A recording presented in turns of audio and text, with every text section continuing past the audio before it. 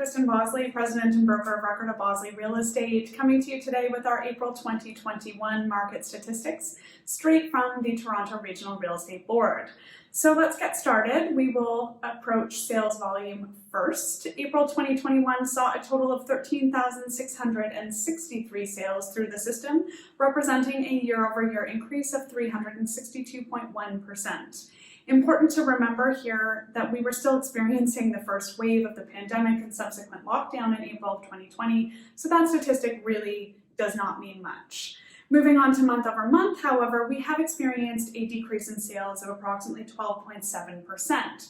Let's be serious for a second. March 2021 was the #1 month in history of the Toronto Regional Real Estate Board. April 2021, while we have experienced a decline, comes in at month number 2 for the highest month in history. Of these sales, 11,687 of them were in the Freehold Market, and just over 3,800 of them were in the condo market. So very indicative of people making moves locally for lots of different space and, of course, reasons affiliated with the existing pandemic. Moving on to listing volume, we have seen a year-over-year increase of 10.5% to a total of 11,668 new listings in April 2021 versus 10,561 new listings in April 2020. When we look at month over month, we have experienced a drop of 8.3% from March 2021, mostly as a result of our third lockdown. Last but not least, what we've all been waiting for, average price. April 2021 saw an average price of $1,090,992, representing a year-over-year increase of 33%. Again, don't forget that virus called COVID. This is a substantial gain and one that we hopefully will never see again. Month over month, however, we do remain fairly stable with a minor change of a decrease of 0.5% as predicted in last month's market update. There's definitely no denying that real estate as an industry is a hot topic in the media these days. We are, quite frankly, under siege. Personally, perhaps I'm biased, but I feel like maybe there's not a lot to report on these days, especially with people's exhaustion around hearing about COVID. But I digress. So really, what is happening in our market? We have experienced spring-like conditions in our market for almost 8 months now.